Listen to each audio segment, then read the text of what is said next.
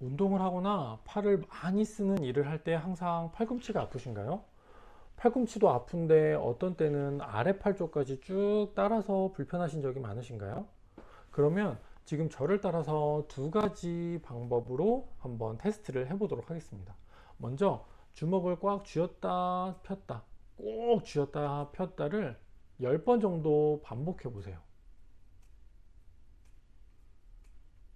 그리고 두 번째로는 주먹을 쥔 상태에서 팔을 쭉 펴고 손목을 몸 쪽으로 구부린 다음에 반대쪽 손으로 미는데 손목은 버텨보는 겁니다.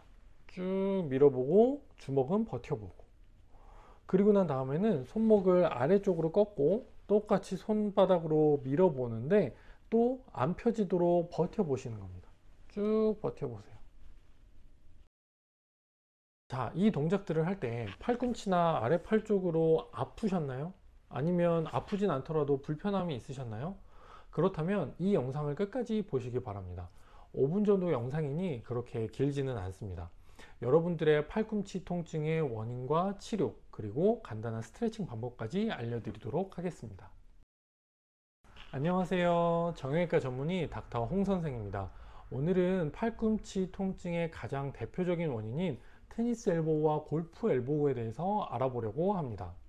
제 외래에 오신 환자분들 중에서 팔꿈치가 아파서 오셨다 그러면 저는 가장 처음으로 테니스 엘보우나 골프 엘보우를 의심할 정도로 굉장히 많은 손상인데요. 테니스 엘보우의 정확한 진단명은 라테랄 에피콘딜라이티스, 외측 상과염이라고 하고요. 골프 엘보우의 정확한 진단명은 메디알 에피콘딜라이티스, 내측 상과염이라고 합니다. 결국은 외측과 내측에 있는 상과 부분에 염증이 있다는 뜻인데요. 우리 팔꿈치를 만졌을 때 안쪽과 바깥쪽에 동그랗게 만져지는 이 뼈 부분을 상과라고 하는데요. 바깥쪽 상과에는 손가락을 피거나 손목을 젖힐 때 쓰는 신전근이라고 하는 근육들이 여기에 붙어 있게 되고, 내측 상과에는 손가락을 구부리거나 손목을 구부릴 때 쓰는 굴곡근이 내측 상과에 붙어 있게 됩니다. 그래서 운동을 하거나 일을 하면서 이 부위에 있는 근육을 많이 사용을 하게 되면 우리 몸에서는 근육의 부착 부분에 가장 큰 힘을 받게 되고, 그 힘이 받는 부분을 계속 사용하게 되면 처음에는 염증이 생기다가 시간이 계속적으로 지나면 그 부분에 파열 같은 손상이 생길 수가 있습니다. 하지만 운동을 하지 않더라도 생길 수 있는 손상이기 때문에 어느 부분이 아픈지를 스스로 확인하시는 것이 굉장히 중요합니다. 그렇다면 치료는 어떻게 할까요? 사실 진단은 굉장히 쉽지만 그 치료는 굉장히 어렵습니다. 앞에서도 말씀드렸지만 많이 사용을 해서 생기는 증상이기 때문에 가장 좋은 방법은 안 쓰는 게 가장 좋습니다.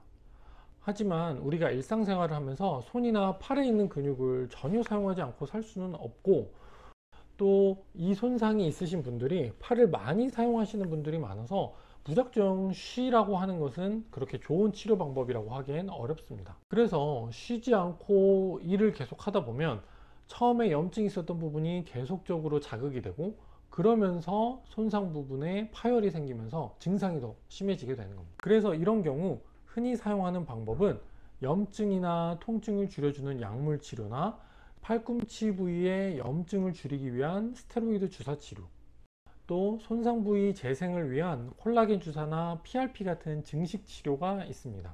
물론 증상이 너무 심해서 팔꿈치를 건드리기만 해도 아프고 팔을 구부리고 피는 것도 힘든 분들은 수술적 치료를 권유하는 경우도 있습니다. 하지만 제가 모든 환자분들에서 가장 중요하게 강조하는 부분은 바로 보조기 치료와 스트레칭인데요.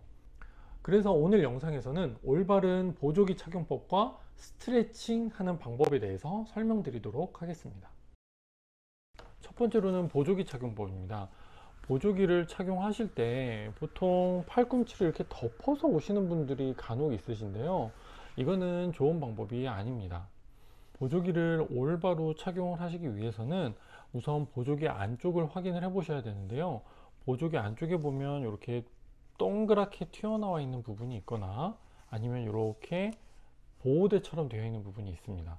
물론 보조기 종류마다 다르기 때문에 어떤 거는 이렇게 볼록 튀어나와 있는 것만 있는 보조기가 있는 경우도 있는데요. 이렇게 볼록 튀어나와 있는 부분을 어디에 갖다 대느냐, 여기 세 개의 선도 손가락 아래쪽에 딱 대주시고 그 다음에 착용을 해주시면 되는 겁니다.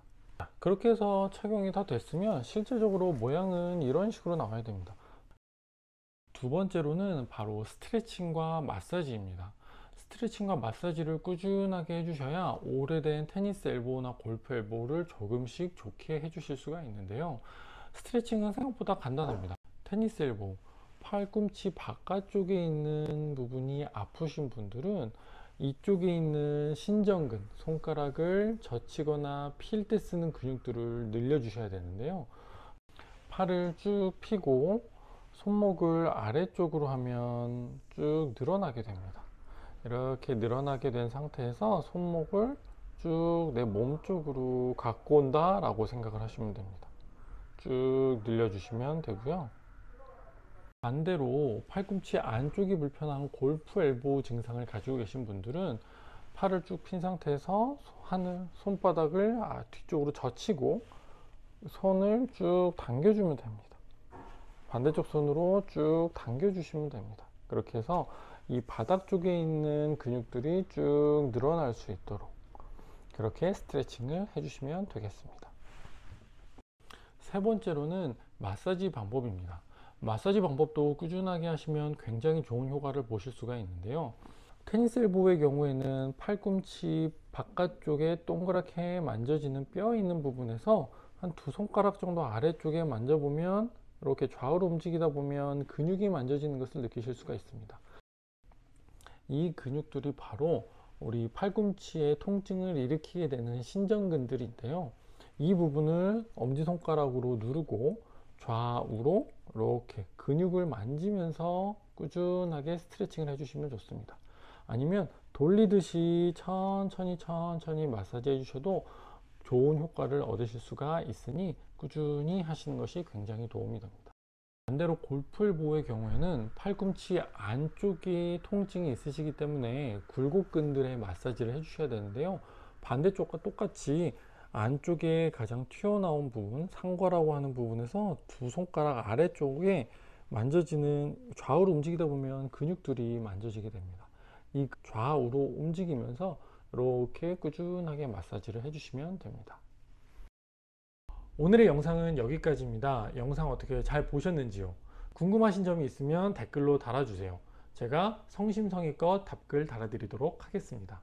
그럼 다음 영상에서 뵙도록 하겠습니다. 감사합니다.